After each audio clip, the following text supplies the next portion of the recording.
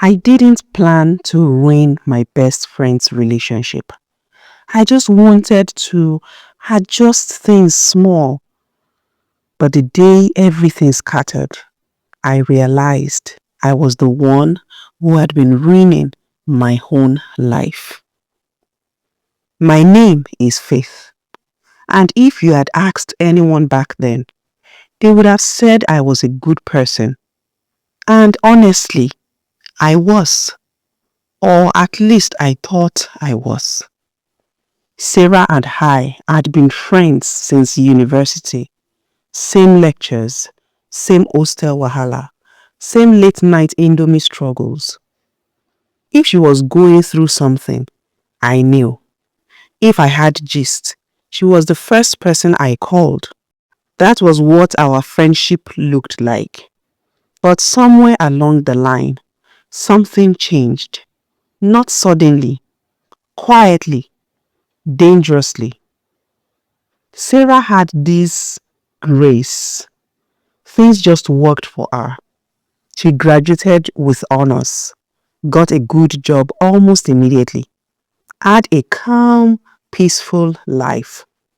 Meanwhile, me, I was still figuring things out. Every time she shared good news, I smiled. Ha, Sarah, I'm so happy for you. But inside me, something small would whisper, why not you?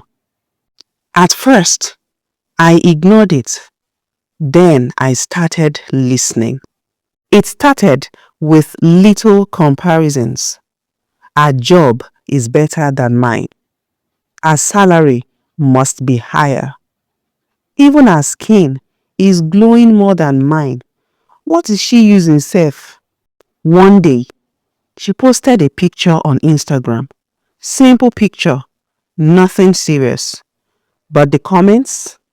Queen, elegant, wife material. I stared at my phone and hissed. Is she the only fine girl in Lagos? But deep down, I knew the truth. I wasn't angry at her. I was frustrated with myself. But instead of fixing my life, I started watching hers. Then came the day she told me, Faith, I met someone. Ha! Those 4 words, dangerous words. She told me about Daniel, a young, successful guy. Kind, respectful, intentional, and more importantly, God-fearing. The kind of man Nigerian mothers pray for during midnight prayer. I smiled again. Of course, I smiled. Ah, God, when? We both laughed. But that night, I couldn't sleep because the question wouldn't stop ringing. Why is everything working for Sarah and not me? From that moment, I started noticing everything. The way she smiled when texting him, the way she dressed better, the way she seemed happier. And something inside me began to twist. Jealousy is funny. It doesn't shout. It whispers. You deserve this too. Why should she have everything? Maybe she's not even that perfect. Before I knew it, I wasn't just a friend anymore. I had become a silent competitor. I didn't wake up one day and say, let me destroy Sarah. No, I told myself I was just being realistic. One day, Sarah handed me her phone. Faith, please reply Daniel for me. I'm busy. That was it. Opportunity. Just small opportunity. I looked at the chat. He was kind, respectful, genuine. And suddenly, I felt something I didn't like. So I typed something slightly different. Not bad, just slightly off. Then another time, I casually said, Sarah, are you sure he is serious? Guys like that. I was planting seeds, watering doubt, all in the name of being a good friend. One evening, Sarah called me. Her voice was shaky. Faith, I don't understand. Daniel said I have been distant and somehow rude. I don't even know how.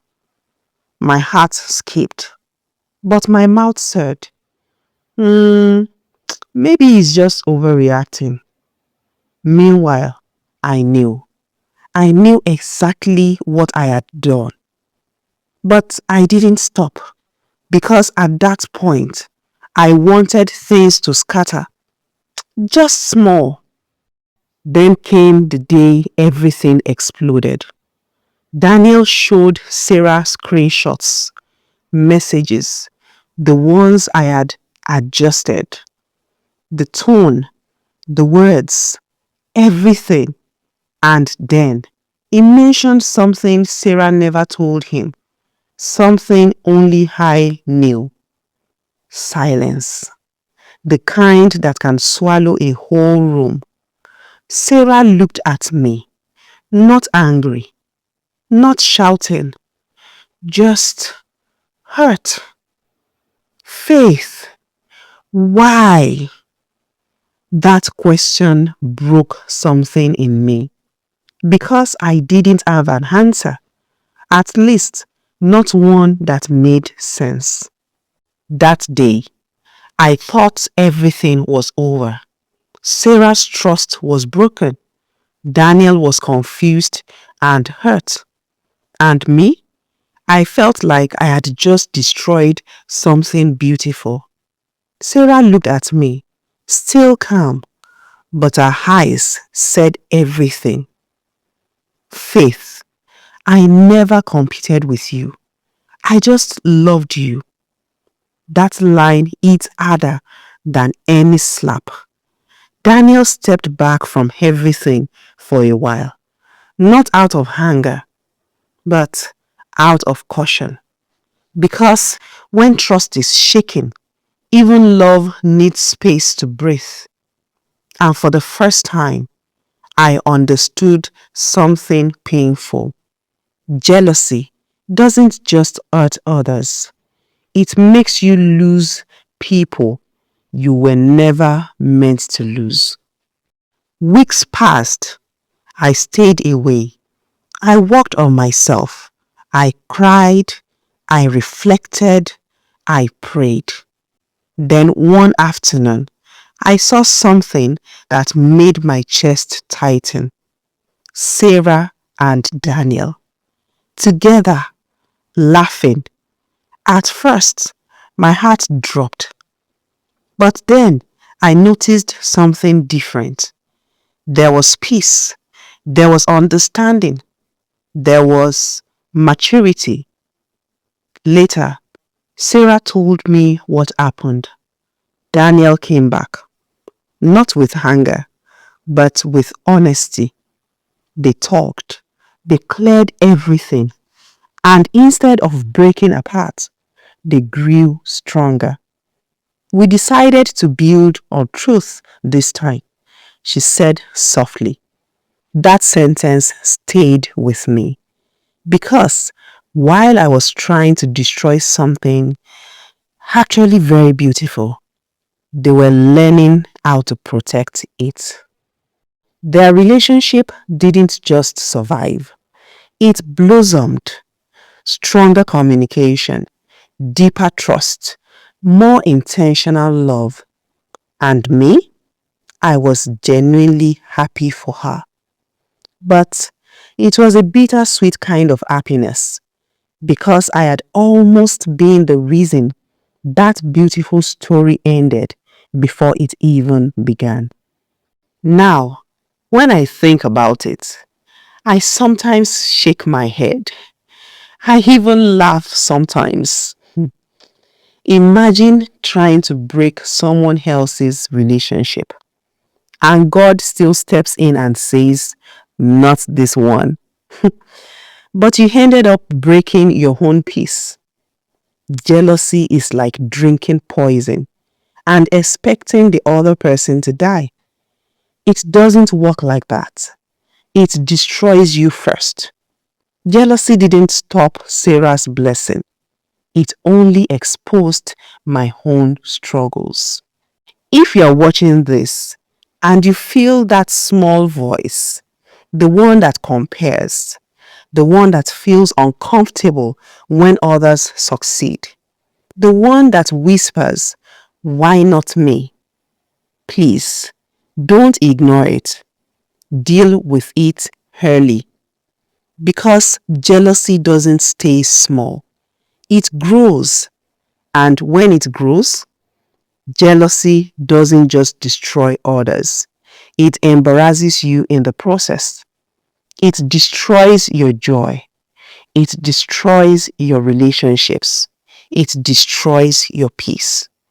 Learn from me. Clap for others. Celebrate people genuinely. Work on yourself. Focus on your own growth. Trust your own journey.